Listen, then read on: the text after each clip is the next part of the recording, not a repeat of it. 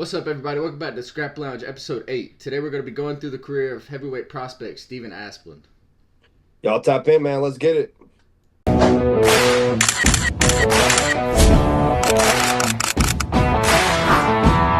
What's going on, Steven? You doing all right, man? Oh man, I'm happy as hell to be with the Scram Society, man. How y'all doing? Yes, sir. Yes, sir. We're doing good. Good, brother. Pretty good. I finally have you on. Hey, I appreciate you guys wanting me on, man. Yes, sir. The standards must be pretty low. No, man. Nah. No, Well, I just wanted to start off by asking about your life before MMA and what actually got you into MMA, like training MMA and all of that. Man, I started watching MMA like by the time I was 9 or 10 years old. I remember watching the Tough Finale 1 with my dad live on the couch, just like, what the fuck is this, man? And I fell in love with it. And then shortly after that, I watched my father perform in it, and it was just wild. I watched my dad, who at the time was a 5'11", 230-pound man, go to war with guys my size, and more often than not, he came out on the winning end. And you know, his record on Tapology don't reflect that. I gotta say that he's got a lot more wins than they fucking credit him for. But no, man, it was just growing up watching him do it, seeing all the love and glory. He's such a hard worker, and like he'll admit it. You know, he didn't train nearly as much as he should have for this shit. But like seeing him participate and being involved in this, because I always thought football was the end all be all, but man, this was the calling that I was waiting for. You know, I ended up transferring high schools in order to get D1 football scholarships, and it worked out. I mean, I had letters from a lot of places until they asked for my transcript, and then everybody revoked their offers, and that was a tough thing. You know, my junior year, I realized I wasn't going to college for football, and I was kind of like, fuck it. You know, I don't really know what to do with myself from here on out. I was just trying to finish high school. Couldn't even do that. I kind of gave up and dropped out of school, whatever. Took like a year to try to get my diploma. They wanted me to come back for a couple of credits, whatever. I said, fuck that. I'm going to get to work. I started working, moved out of my parents' house, and just became a man slowly. And then I gained a fuck ton of weight going through a bunch of sad fat kid shit. And I gained a bunch of weight. I ended up getting, upwards of 525. The story's pretty out there now. And I was just depressed, man. I got to a point where I didn't know what to do with myself. And my parents showed me DDP yoga. Yeah, I don't know. Y'all might be a little too young, but Diamond Dallas Page from WWF back in the day, bro. Yep. Oh yeah. No, he made his own yoga routine to help guys with fucked up backs and severely obese people. And man, like he did a lot of incredible work with people. And I'll never forget when I was on my way to Lifetime Fitness to go work out, my mom showing me this video of this dude, you know, doing the DDP yoga and getting better after they told him he never walk again, whatever. He's fucking sprinting down the walkway. And I was like, man, if this dude can pull himself out of this adversity, this Marine that had went through all this shit and his back's broken, if he can sprint down this walkway, I could shed some fucking weight, man. So I lost some weight. And when I got down to about 265, it took a couple years, you know, it took like 18 months initially, and then COVID hit and everything kind of went sideways. I was borderline alcoholic for a while.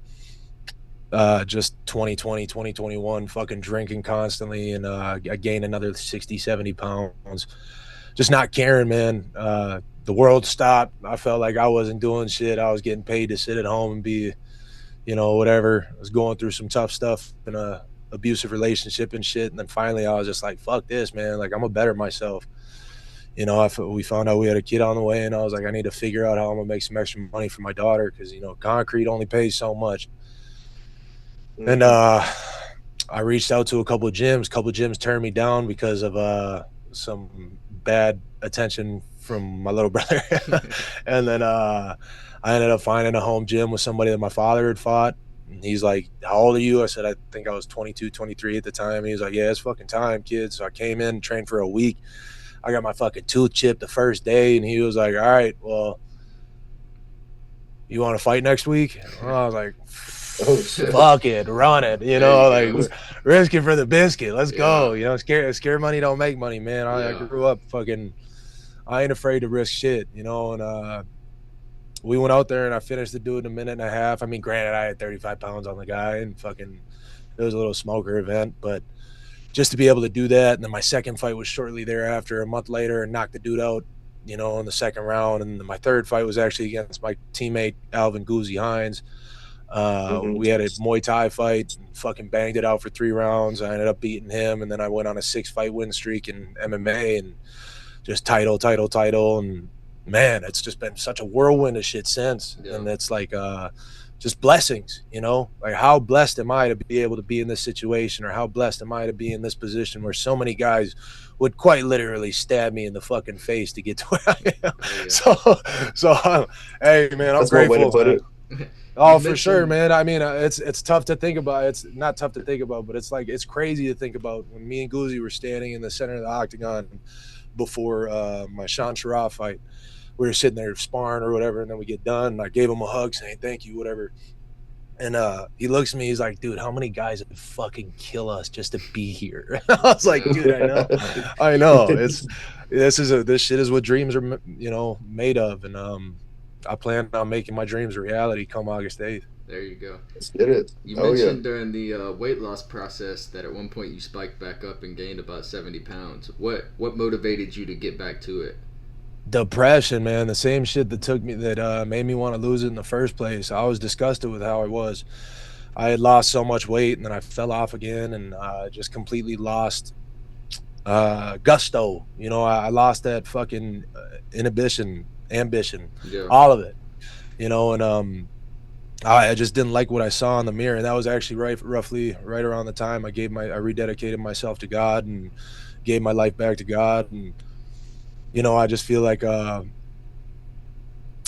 wanted to be the man that God intended for me to be, you know, and the man I see now is not even, you know, not even close to who he wants me to be, but I'm getting there, and we're just going to keep growing. Yes, sir. One day at a time. Yes, sir. Yes, sir. If you were in the UFC right now, what do you think you'd be doing career-wise? You know the answer to that question, Jordan. No, I'm just playing. I'd be grinding my ass off being a concrete guy, man. I'd be a union boy for sure. If you could pick one UFC fighter to come work with you doing concrete, who would you pick? Man, honestly, if I could have my best homies come with me, bro, Yeah. let me get Tommy with me. Bro. He's a little hard. Tommy and Guzzi. Yeah, fuck yeah, little roughneck boys. I know Guzzi does iron work and shit, Yeah. and Tommy's a fucking mechanic, so it'd be fun to show him what's up. Just be like, yo, this shit sucks. Yeah. We were talking Prime Volk and Prime McGregor. He thinks Prime McGregor smokes Volk, and he says that's what I'm saying. So he says that I feel like this is match up their biased. careers side by side, that they're even. I'm like, no, Volkanovski's legacy shits all over McGregor's legacy, 100%. I just want to know your opinions on that. Yeah, I can't. I hate to be in the middle of any dispute. But that being said, I have to agree with you, Jordan. I don't think Conor smokes him by any means. No, Let's go! I will say I don't think the conversation. I think Conor could 100. Like, don't get me wrong. Like prime Conor.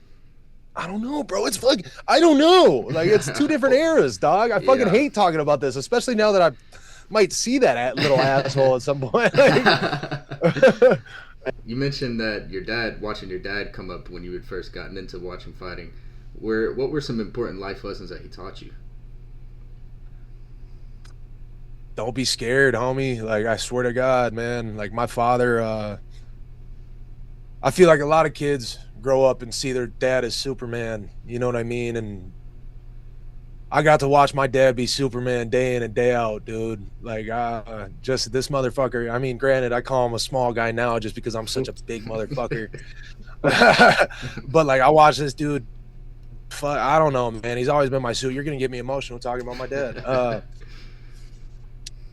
He's my hero, bro. I don't know. It was he just taught me to be strong, never give up, and believe in myself, and don't let nobody punk you, man. Like that was something I heard my whole life. And shout out to Pops. He was the Yes, best. sir. He taught me how to be a man, taught me how to work hard for my family, and taught me how to give a fuck. I'm so grateful for that dude. He's the reason I stop for people on the side of the road. Sounds He's a like a real great one, man. man. Sorry, I'm all emotional for the You fight. good. And No, shit. no You're all worries. good, brother. No. You're all Y'all good. are y'all are Showing your catching emotions. y'all are catching sensitive, Steve, today. What? Hey, ain't nothing wrong with it, man. I'll Fighters have beat you up feelings if you too. say anything about it. Fuck you. Yeah, just yeah, playing. guys, it's totally fine. It's totally fine. That's what I like to hear. Is there ever a moment where you wanted to give up in MMA after you started training that? Bro, fuck yeah. Oh my god. That's that's like another thing that isn't touched on enough, man. The many days you drive home in silence because you got your ass whooped, boy. Yeah. Oh my god. When I first got to training with Tommy, he had just lost his LFA title and he was coming back. And I was a fan of his. You know, he's a Minnesota cat, fucking doing big work, LFA champ. And I already knew who LFA was just because I had worked at the casino prior in Minnesota. And you know, why I was so humbled by being a part of his camp when I was, just because I was like, nah, bro, like I'm a piece this dude up standing up. Like I'm straight, you know, like I got good stand up, like I'll be able to get away from his takedowns. Bro, this motherfucker whooped my ass for like 3 hours that day. And like so bad. But it was just like, I'll never forget when I got in the truck and I threw my bag in and I fucking started the truck. I started driving and I'm sitting there just driving, bro. I couldn't listen to no music. And I'm thinking, like, do we really want to do this shit? Like, is this something that I actually want to pursue? Because this fucking sucks. Like, this was miserable. You know what I mean? Bro, Yeah. when I tell you, like, I know my boy just lost, but when I tell you, when this motherfucker is free, bro, he is the best in the world. And when he is like just able to fucking let himself go, bro, he is undefeatable. I know what I'm capable of and standing up with guys and fucking at wrestling defense and everything. Like I had to start oil checking these motherfuckers because they were taking me down so much. Like I just started, I swear to God. Hey, I know that's just crazy, but I swear to God, my takedown defense don't went up. If it works, it works. Hey, it's not illegal. Wild. Hey man, I'm gonna tickle you. I'm gonna finger your ear. I'm not biting you or pinching you or nothing, but I'm gonna make you feel weird, motherfucker. We're all sweaty. Let me give you a wet willy. Throw the whole book out there. Oh no, bro! I don't care. I'm all about having fun in there. Yeah. What's the main thing that's in your head while you're in the locker room, preparing to make the walk? I know you've only had 3 fights in the UFC so far, but what's like the main thing that you're thinking about right before you walk up? I think in the locker room, it's just trying to like breathe and let my emotions kind of take over, you know, not take over, but like let me kind of regain control of my emotions. I focus on the task at hand. And, you know, I talked to my coach real quick, like, what the fuck's the plan? Like one last time, what are we doing? Like, well, I know we worked on it for fucking 10 weeks, but what are we doing? Wait, what are we doing again? Yeah, basically, bro.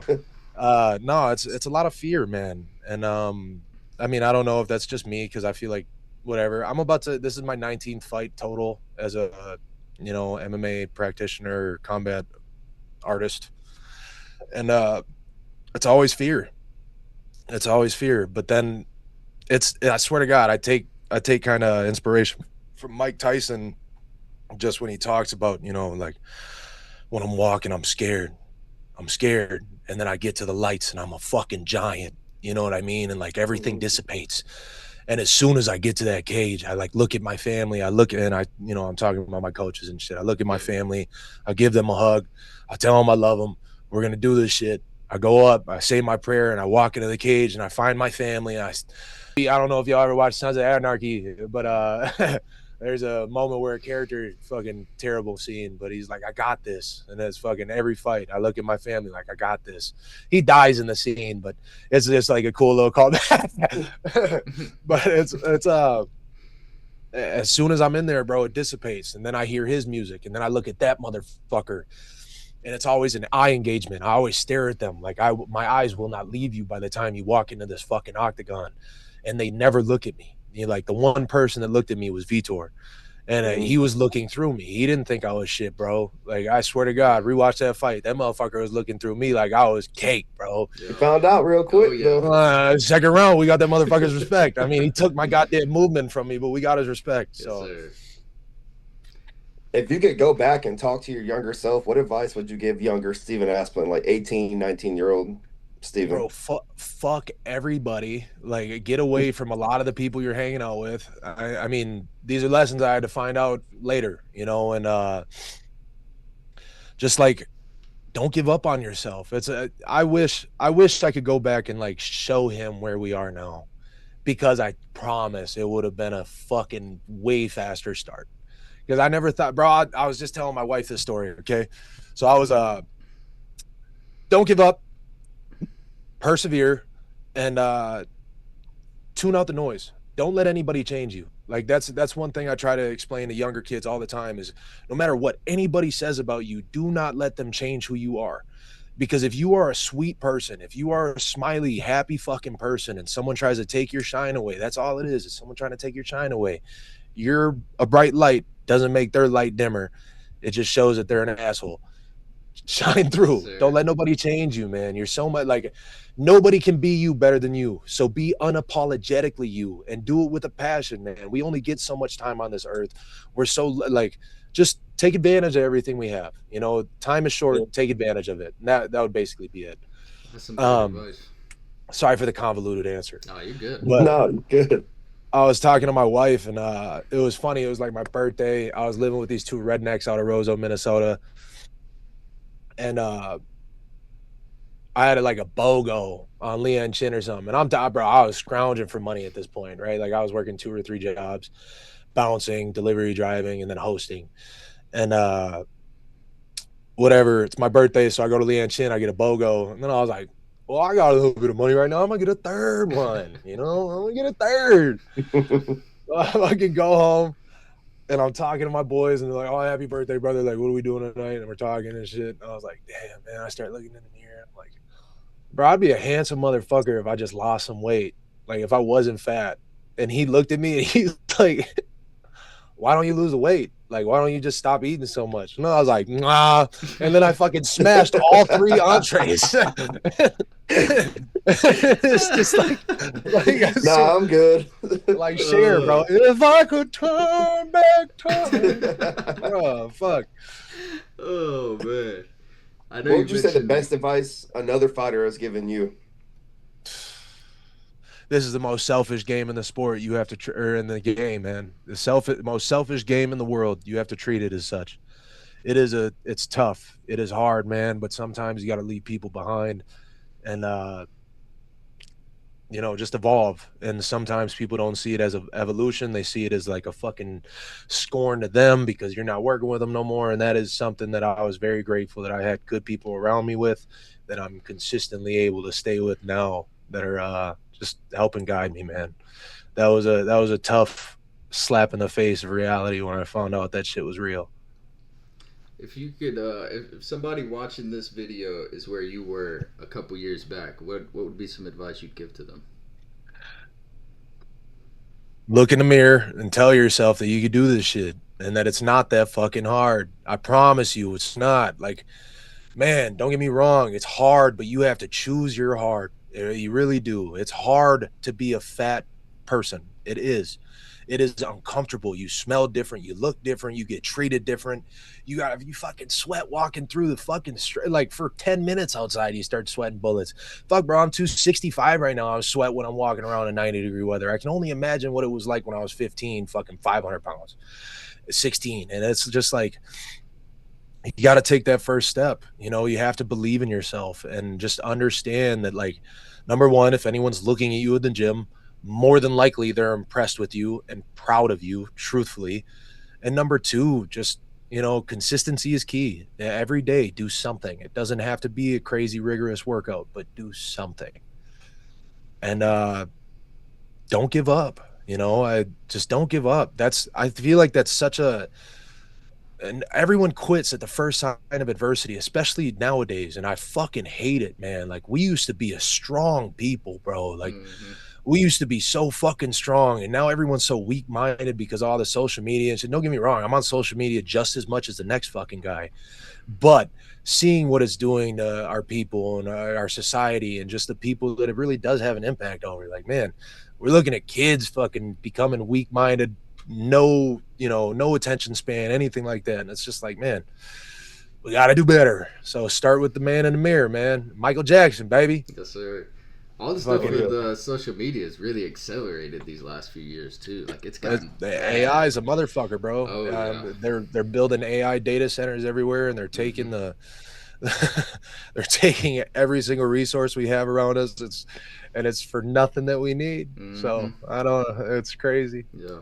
You a Volk fight? I'm picking Volk, big dog. Yeah, if you can't tell who his favorite one is. I'm also picking Volk. Get the fuck out of here. Hell no. I don't want none with that fucking wombat, bro. Also fat, but no, bro, that motherfucker's a beast. Nah, Volk's my guy, man. I love Conor. I used to love Conor so much as a fighter and everything. Like everything he represented was like part of the reason I wanted to get into the sport. Like he came from a poor fucking background, bro. Fucking a journeyman doing plumbing and shit. Like that's akin to the concrete business, big dog. Like I fucking work hand in hand with plumbers and shit. And it's just like, man, like his rags to riches story is amongst the best ever. And I wish he still had the attitude and shit that he used to. Yeah. But, his fight style and shit, like I don't know. Prime Conor was so scary, bro. But on top, like what Jordan said, I do believe that Alex's resume is just so much better. See, I'm named Conor, so I gotta side with him. Hey, I'm not mad at that. but Volk is such a cold motherfucker, dude. Oh my god, that's a good favorite fighter to have for sure. Oh yeah. If you Go ahead, Conor. If you could pick 3 fighters to go into a bar fight with you, who are we taking? Ooh. Tommy, Alvin, and Isaiah. There you go. Keeping it close. I could have answered that one for you. All right, let me rephrase it. You can pick 3 fighters besides them 3. Who are you picking? Yeah. This story gets tricky, huh? Oh fuck yeah. Damn, man, I'd have to say motherfuckers I want to like kick it with after, like have a beer with after beating up people. I'd say Strickland, fucking, fuck. I'm thinking of anybody at heavyweight. Everyone's my competitor now, so fuck them. Yeah, Volk could be sick. Oh my god, just watching him stomp on people's knees. It's so funny listening to guys talk about it, like, well, if we were in a street fight, it'd be different. Like, no, bro, I'm gonna bite your ear off. Yeah. Like, I'm not fighting fair. Are you kidding me? I'm going home. Hey, Herb Dean ain't there. What the fuck? Yeah, I'm headbutting the fuck out of you. You're going night, dog. Yeah. No, okay. So those are my 3. What about you guys? Oh shit! I didn't expect that. I'm taking Carlos Prates, Dustin Poirier, and damn. Fuck. That's a solid lineup. I was gonna say that beats mine pretty quick. Give me Khalil Roundtree as well. Bro, Khalil Roundtree is such a he's fucking a dog. beast. I'm gonna go with get Prime Chuck Liddell in there. Oh, nice. Go. Okay. Good draw. Yeah. I'll bring my boy Concrete with me. There you go. And then Thank you very much. What's this third one? Justin Gaethje. Oh my god. Fuck, dude. Damn, I forgot Gaethje. As soon as you said Poirier, I was like, fuck, that was a good one. Gaethje too, hell yeah. He caught me off guard with that protest one. I was like, shit. Protest would be a cold motherfucker. Yeah. That'd be so fun to watch him beat up a bunch of fucking and then drink idiots. with him after and party with him. Yeah, like, I don't think Dustin Poirier is going to be down for the beer after right now, but I know Protest I'll smoke a blunt with that motherfucker. Hey, there you go. Come on. It's gonna be bad. Hey, weed's legal up here, big dog. I'm with you with that one. When it comes to your style in the cage, we've seen you fight in the UFC 3 times now, so we all know how you like to get down. Would you say it's obviously like an entertaining style? Would you say you do that on purpose to entertain the fans, or does it just come natural? Like that's just like the game plan every single time? I'd like to say that it's not like a rhetoric, but it kind of is, at least for my first contract. And I mean, honestly, that's just how I fight, man. I hate, as much as I want to say, like, I'm such a different fighter in the gym. It's crazy. Like, I swear to God, I'm like, I'm so much more of a counter striker and patient. And I like, I have fun. I enjoy myself. When I'm in there, I'm like, I want to fucking rip your head off. You know what I'm saying? So it's like, I think with the fight style, the rhetoric is, man, I want to make sure motherfuckers want to see me fight. I want people to want to see Concrete show up, baby. That's what I want. Yes, sir. I think I you got want that. when Yeah. but we're still in the first contract, bro. Look at where Vitor Petrino is fucking ranked right now after beating me. I was sick to my fucking stomach after seeing that number. And I was just like, man, that's how close I was? Yeah. Like, are you fucking kidding me? So I'm going in there next weekend to go have some fun, bro, and push the pace. Like, I study my opponents like crazy, and I don't think that there's been many people that I've seen that I'm like, okay, their cardio is something that I have to worry about. And I think that's part of the reason of my pace. Max Holloway is my fucking hero, dog. Him and my daddy are my favorite fighters, bro. I mean, we got to throw Tommy, Alvin, and fucking Isaiah in there too. But like I've called myself the Fat Max Holloway since my first fucking fight in LFA, bro. And I like putting the pace on guys. I think one thing I was told by one of our boxing coaches, I forget if it was Caleb Truex or somebody else prior, but they basically told me, like, you have to create your opportunities. You can't sit there and be a counterpuncher. Like, you can be a counterpuncher to a degree, but at heavyweight, it's far harder. So if I can sit here and create opportunities, make you think about shit, and then have you just, if I make you hesitate for half a second or a quarter of a second, oh, big dog, I'm hitting your fucking stupid ass. You know what I'm saying? Like, there's so many people that I feel like, say I have pillow hands, bro, go ask these motherfuckers if I got pillow hands. Like, I've been splitting motherfuckers open with jabs and shit, and that's something that I was so surprised by. And it's definitely a part to appease the fans, but also it's just who I am, man. Has there ever been a time that you forgot the game plan inside the cage? Every fucking fight, dude. Every Your fucking coach is fight. cool about that. No, I swear I'm just fucking around. My coach, thank God, she loves me. I'm beyond grateful for her. This woman is a pioneer in women's MMA. She's fought the who's who, and she's a phenomenal coach. I felt like my evolution skyrocketed as soon as me and her kind of connected, and that was right after my debut fight. We were working together a little bit prior, and then it was kind of just like, all right, you're my coach. Yeah. She took me under her wing, and fuck. No, I think with Vitor, like, that was one that I kind of got away from the game plan. I was afraid, I'll be honest. Bro, on him too. well, so that was I'll touch on that too. That was the plan. Vitor's most of his knockouts come from an engagement, and then he'll disengage and he'll pull back, and then he'll be like, "What's up? Come on, what are you doing?" Yeah. And then motherfuckers will rush in and they'll get uppercutted or straight fucking knee. And I was like, I'm not going to be one of those guys, dude. So, I was afraid. And I watched him fight my big brother, man. And that was a tough thing to watch for me. I love Tommy, bro. Like that. Like, when I say he's my big brother, bro, me and this motherfucker have bled, sweat, and cried together. We've went through a lot together. And seeing that happen, I was just like, and I've hit Tommy. And I was just like, what the fuck? So I was terrified. And I've told this story a couple of times now. Like, this was a terrible decision. I was too comfortable at the time, but I had to cut 24 pounds the night before the fight. And it was just like a huge mistake. I did the same. I cut 27 when I fought Raiden Kovacs because I was fat. And I went and sat in a sauna at fucking 180 degrees in a Carhartt and sweatpants, and I did burpees for an hour, and I lost like 35 pounds. I ended up coming in 10 under the weight limit fucking for LFA.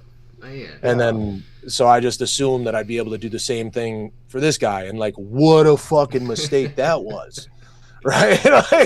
like, holy shit.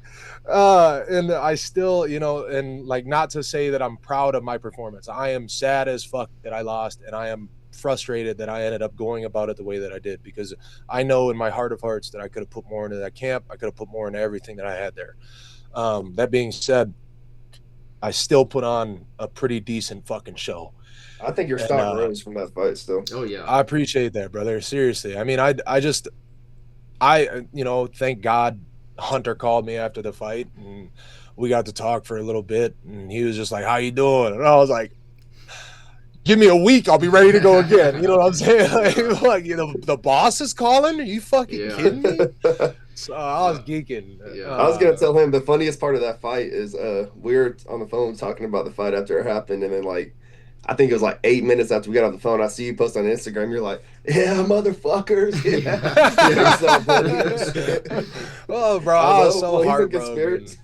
Yeah, I was so sad. Was it the one when I was all bloody or all stitched up? Yeah, I think you're bloody. You're like, yeah, we're gonna fucking do it again in a couple weeks. Let's fucking go. Yeah, no, I was distraught. I was so hurt. I was, you know, but I don't want to run from the agony, you know, like the UFC puts out a fucking YouTube thing. I'm sure you guys have seen it. The Thrill and Agony. Yeah. And I've watched that every single time it's dropped since they stopped doing it a couple years ago, unfortunately, I think. Yeah, so that explains why I haven't seen it. Yeah. But when they started doing it, it's like I remember watching all those videos when they happened. And it's like I'm not gonna run from that, you know, and in this day and age, as much as it sucks, unfortunately, social media and, you know, having a persona and a character is a huge part of this. Whatever, I'm an open book. You guys could see me all stitched up. I just got naked and fought in front of everybody for 15 minutes.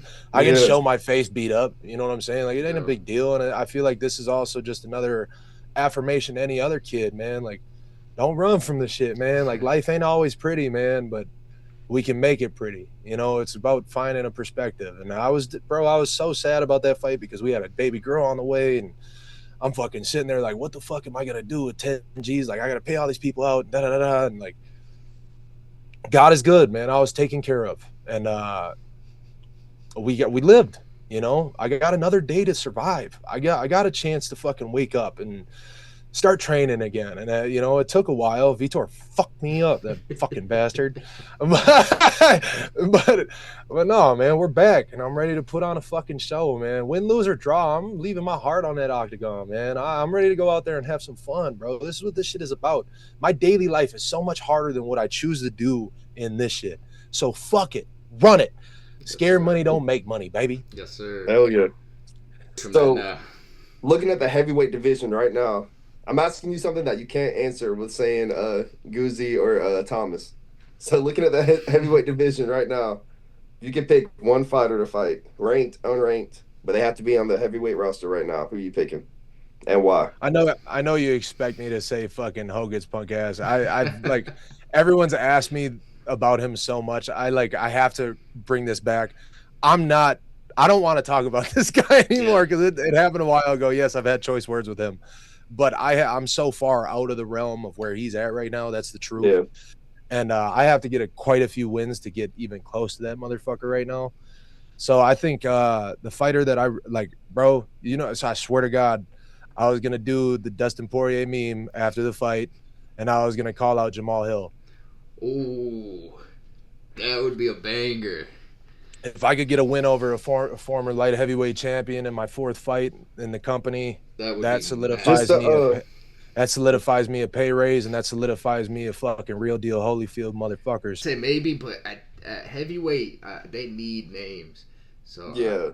They've been coming up with some good names lately outside of me, bro. I don't know. Yeah. I genuinely can't say how much I appreciate that, because it's 100. Like, I don't understand where I'm considered by anybody. You know what I'm saying? Like, I see the love that I get on Instagram and TikTok after the fights and shit, but it's like, I don't know where people actually calibrate me, because I go on Tapology and I go on Reddit sometimes and I see the shit that these motherfuckers be saying. It's not always nice. Ooh, they're cruel. They're cruel. I'm always pretty hard on myself after the fights. I I sat there and apologized to my wife and my family like profusely for 30 minutes as soon as I got home and or in the hotel. And it's I don't know, man. I feel like it's not just for me, so I can't sit here and act like I'm the only one devastated and gutted by this shit. I know it affects the people that actually care about me and actually love me. And I want to make sure I'm like, no, we're okay. We'll be back. Like, I don't know. Hey, real talk. We're a part of that crew now. Like now that we've interviewed you, like we're gonna be watching on the TV next weekend. No, I appreciate that a lot, fellas. I fuck with you guys, man. I don't think I've had this much fun in an interview in a long time. Like for real. That's an amazing compliment. We love to hear that. Yeah, for sure. You know, my family's the highest priority, and I'm gonna make sure they're taken care of, and you know, so. But that being said, I fucking reached out to him and asked, and fucking Curtis Blades said that, you know, he'd be willing to let me come down and train with him and shit. And I think that would be such a cool link up. It won't be till after baby's here, so probably 2027 or something, if he's still willing to allow me to come out and train with him. I've been a huge fan of Curtis since I was like 17, 18 years old. And just to see, just to be able to potentially learn from him and get some knowledge and wisdom from him, it'd be fucking sick. So yeah, he's got some experience for sure. That could definitely be useful. Motherfucker's a cold piece, dog. You scared? Like, truth. It's funny. I told people like one of my most frequent answers to like who's like your least favorite matchup in the heavyweight division. It's always Curtis. He probably scares me the most, just because of his fucking bro. His ground and pound's fucking stupid. That finish, dude. Yeah, nah. I mean, I'm a fan, but I'm not a fan. I don't want to get hit like that. I'm good. I've told all the fighters we've interviewed that if we're ever in town, wherever they're training at, we'd love to train, and I'd love to spar, but I can't have you hit me like you hit everyone else, Man, we never trained a fucking day in our lives. So let's just say, never trained. We don't train. Like, you guys are fucking reporting MMA. You have to do some classes. I want you to. have to do some classes. All right, teach a seminar. Do a seminar. We'll fly out to Minnesota. Bro, I should not be teaching no fucking seminar. Hey, you're the fucking UFC fighter. I taught a seminar like right before we got into the UFC, and I was just like, I mean, I was grateful that it was not a lot of money. You just gotta fucking punch him and shit, motherfucker. I even taught some takedowns. Fuck you. There you go. There you go. It was just like I remember sitting there just with the complete imposter syndrome, like, this does not feel right. Like I had to give myself a pep talk every single time I walked into that class, and they were all so nice, and they said that they learned from me, so I'm grateful. Now that I get recognized sometimes in Minnesota, and I'm like, they're like, hey bro, what's up? And like, I've had fucking friends and people I grew up with, like, bro, so like, what's it? And I'm like, stop talking to me like that. Like, my friends, we all grew up me and my friends did hood rat shit when we were kids, dude. We did stupid shit. And for me to come home and some of these motherfuckers would be like, bro, so like, what's it like? I'm like, shut the fuck up, dude. Like, don't do that. Like, I've been to every birthday of yours since we were 14 years old. Do not do this. Like, this is, bro, like Sean Strickland was so, excuse me, I'm sorry. He was so accurate with this is the everyman sport, bro. Like, this is the one sport where if either of you join tomorrow, you could be potentially, if you put enough hard work and dedication in, and you have the innate striking ability and just the drive, you could be a UFC champion within the next 15 years. Yeah, that's listen. No, hey, I started when I was 23, dog. I started when I was 23. I'm almost 5 years into this journey. Yeah, I just turned 28. See, that is true. I tried it. Before the page I was going to, and then like I had health issues. I ended up cracking either my tibia or fibula at work one day, and I gave it up. We went into this.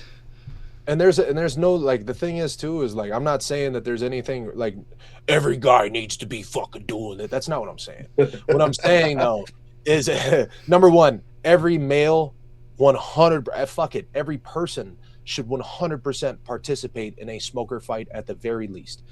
Everyone needs to get punched in the fucking face once. Everyone needs to be humbled. Everyone needs to get like a reality check, like, okay, I'm not as strong or tough as I thought I was. It's Well, that's the thing. We know we're not fucking strong and tough. no, no, so no, we're no, no, no, good. no. But that's and I apologize for coming off this way. I don't mean it like that. I'm just saying, like, men specifically, I feel like should participate in competition because number Yeah. one, man, like, this is the most primitive and barbaric sport that we can participate in besides wrestling. Yeah. You know what I'm saying? And like this one, we get to bust each other's heads, and we are aiming to hurt each other. And this isn't a fucking game. You know, like, yes, it's a sport, but this ain't no fucking game. Yeah. We don't play fighting. And it's just like, I feel like you learn so much about yourself in one fight. Your first fight, my first smoker fight, bro, I got gassed in a minute and a half. That's crazy. And like, I thought I had more gas in me after training for 3 weeks. Fuck no, of course not. I wasn't doing anything right. Not to mention, come on. But it's like, it's 3 weeks. And that's the thing is, like, I think everyone should see that part of themselves. And that's all I mean is, like, I feel like everyone should see themselves at the most vulnerable, the most tired, because then you see who you are. Yeah. You know, you see what you're not character, but you know what I'm getting at. Yeah. Well, hey, I'll take a trip out there if you could set me up with somebody that's like 0-5. Give me an 0-5 fighter and I'll get out there. You motherfuckers come to the Midwest for a couple months. I almost guarantee you we could get you on a couple of light cards in fucking Iowa. And dude, that's the whole, I'm telling you. And that's another thing is, like, don't fight, bro. I'm just saying you should train though. Like every man, you gotta train, bro. You gotta be able to defend yourself. Yeah. You gotta be able to protect your lady. You gotta be able to protect your fucking kids when you have kids. That's the thing that matters. As men, that is our rule. So that's a responsibility, obviously down the road or whatever. But hey, bro, I'm telling you, if you guys, I mean it. I've said it to a couple of motherfuckers. You guys get out here, bro. We could spend a day kicking it, fucking beating each other up. Whenever you fight, I know everyone's different, like with their families and stuff. Do you bring your wife and your daughter to your fight, or do they like watch it on TV? How does your wife feel about the whole thing? If I could bring my daughter, I would 100%. But at the same time, I would just bring her for the trip. I wouldn't let her watch the fight.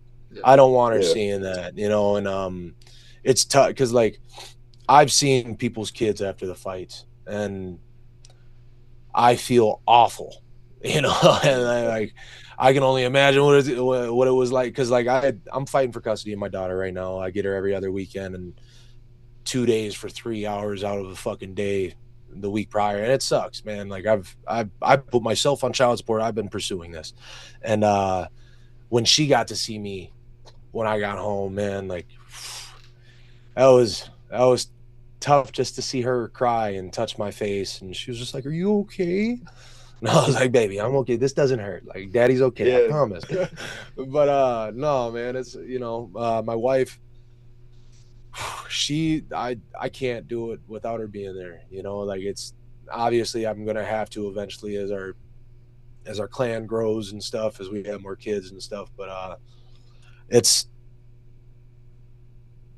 she's my piece. Like, you know, me and her both went through some crazy shit prior to being with each other, and just the fact that we found each other, like, I swear to God, man, this woman is who God sent to this earth to find me. And she's like, so before the Anthony Garasio fight, I was weakened. I'm freaking out.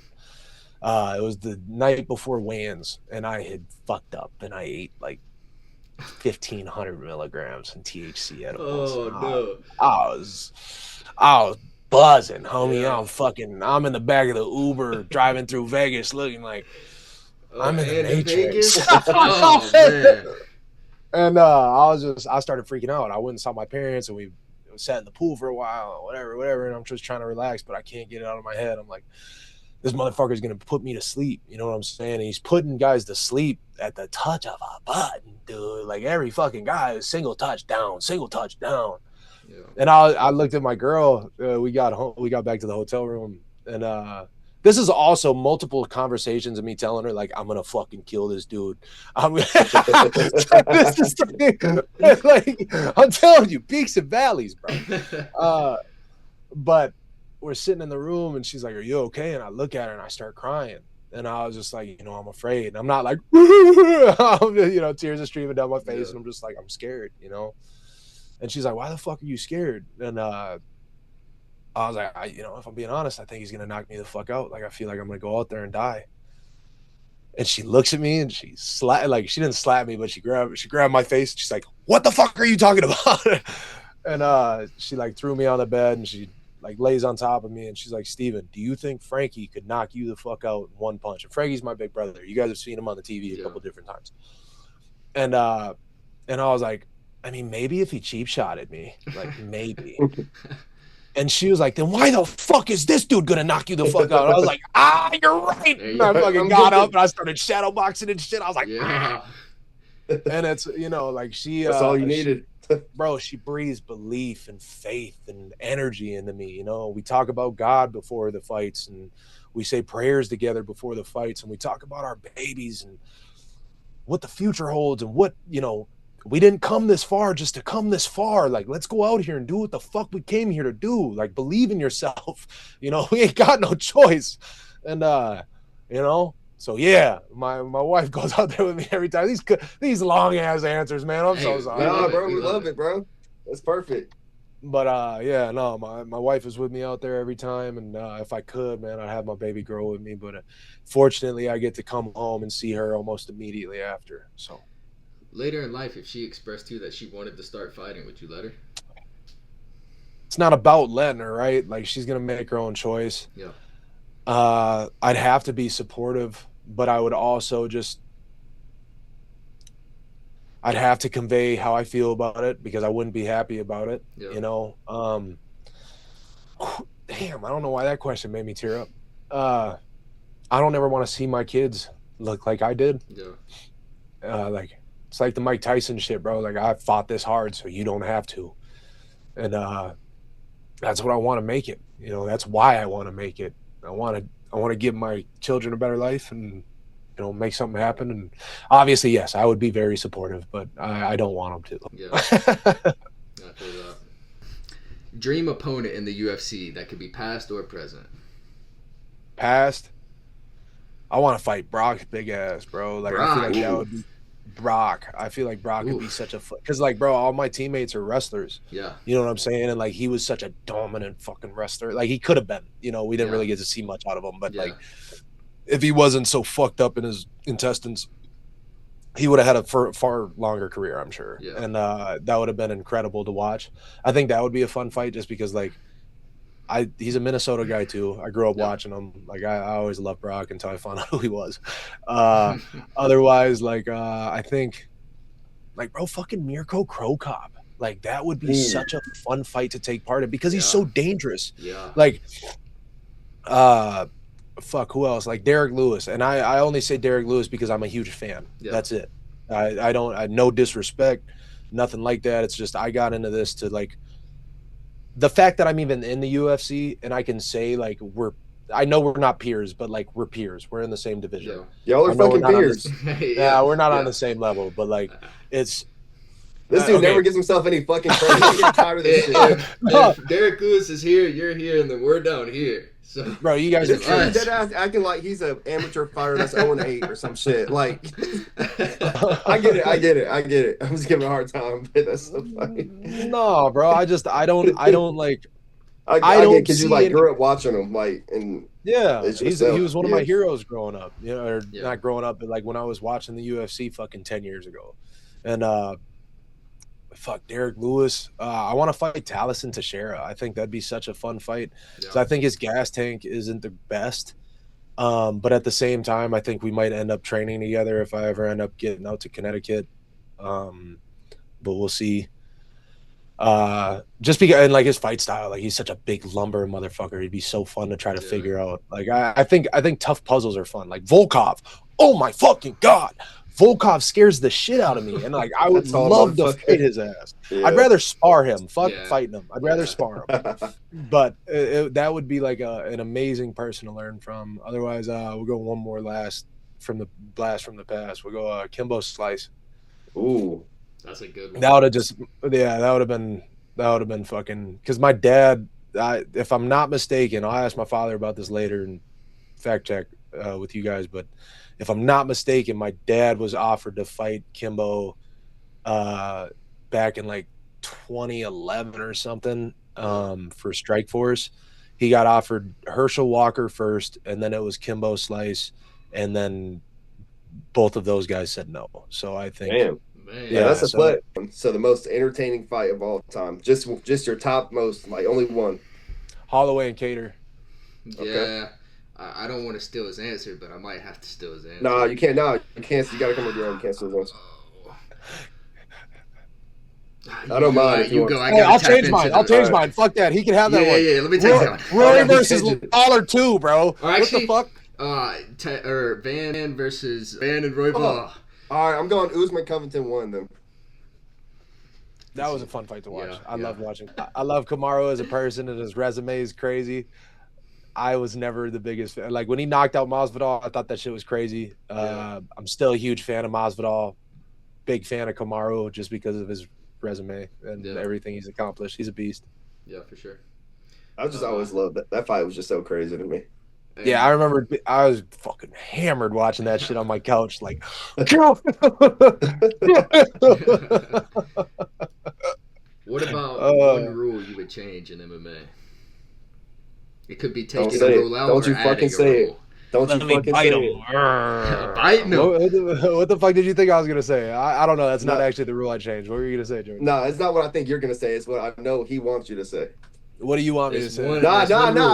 Say your. No, I have to ask. I'm okay. My answer. Fuck. I don't know, bro. There's not too many. There's not a ton of rules. Like maybe if we did, like, I don't know. Maybe if I could knee you in the fucking face when we're on the ground. Thank you. That's it right there. That's the rule right there. I was a huge fan of Pride as a kid. Like when we watched the UFC shit, my dad showed me Pride, and I lost my mind. Yeah. And like that's why, that soccer kicks to the head, knees to the head, all that shit should be legal. Yeah, I'm with that. I'm with it. I think it would change the pace of a lot of. He was waiting. That's the only reason he wanted this interview, just to ask you that one question right there. Why? What do you feel like? What do you think I should have said, or what do you feel that's my answer. If I had to change the rule, that'd be my answer. It's like an inside joke between me and him because he's like a big advocate for that being them taking that rule out. Like he asks every fighter that we interview. So that's just kind of like an inside joke. That's why I was seeing what you would say to it. Because I always get mad when they say they would change that rule. I don't like. I agree with it. I just get mad because he wants it so bad. Right. Just don't want him to be happy. Yeah, pretty much. Yeah. That's about how it goes. Have you fuck, god damn it, I had a question. Have you guys ever been kicked in the fucking face on the ground?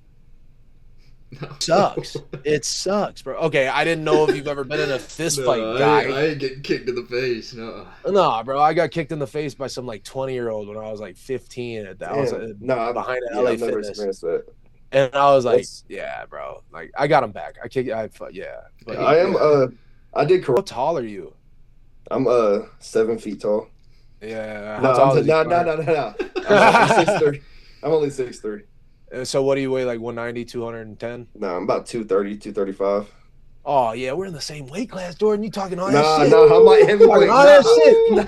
Come on, light heavyweight. My ass 206 is heavyweight, homie. Book it, bro. Come on.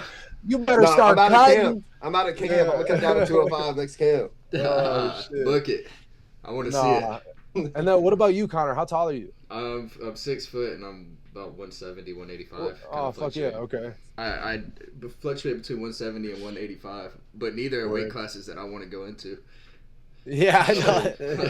Is there any fucking weight class you want to go into? I'll coach. I could be a cut man maybe, but I don't know if I'm getting in that cage.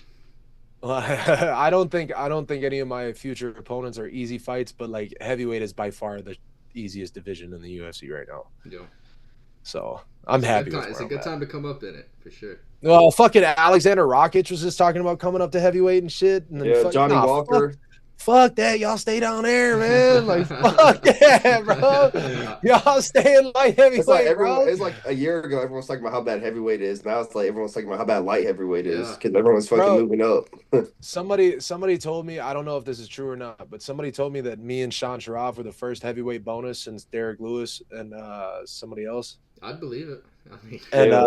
And since our fight, there's been like 3 or 4 fight of the night bonuses at heavyweight. So I would like to say I definitely helped resurge this motherfucker. Yes, sir. Yeah, you did. Yeah, give yourself some fucking credit. You were there at the front door with it. Yeah, that's something I haven't really thought about. So that was like the first time I've even said that. But yeah, I need the last two to be Dubs. I have to. I got to finish They strong on are. this They contract. going to be. Oh no, I'm excited for this one, man. Yeah. This is gonna be a really fun fight for sure. Yeah, for sure. Before we wrap it up, is there anyone you want to give a shout out to, Steven? Oh man, I got a couple of shouts outs. I got, man. I got to give a huge shout out to my man Tyler Hitt and his people at the Hit Factor, paid ads, real results, social media, paid ad management. These guys are very knowledgeable in the game, and they have built up multiple social media profiles. He has multiple references, and he cares a lot about the people he takes care of. My guy's Tyson's Towing out of Minneapolis, Minnesota. My brother Scotty's taking care of me since I became pro. He's family, man. This dude cares about the people that he's helping on the side of the road. He gives good prices, and you can expect a very timely fashion job when they should, when you call them. And then Dan Piper, my man at First Class Plumbing out of Lakeville. I gotta say thank you so much, man. These guys are the real deal, super knowledgeable. They're class acts, man. They just expanded their business actually a little bit too. They take great care of their people, and just kind guys, man. Guys you want to hang out with after the job's done, bring them a beer and chop it up. They're great people, man. I'm beyond grateful to be able to rub shoulders with these guys. And then we got a watch party out at CR's Billiards out in Blaine, Minnesota. If you guys want to watch the fight come August 8th, come show up, show out, order some drinks, order some food. They got a Carbonis in there and shit. It's good people, good time. It's a billiards joint, so we'll be able to watch the fights and have a good time. Yes, sir. Well, we thank you for this interview, man. We thank you for the time. Oh, man. Thank you guys. Thank you for coming on. Yes, sir. Y'all go Y'all check are the him best. out August 8th against Jeremy Pat. Yes, sir.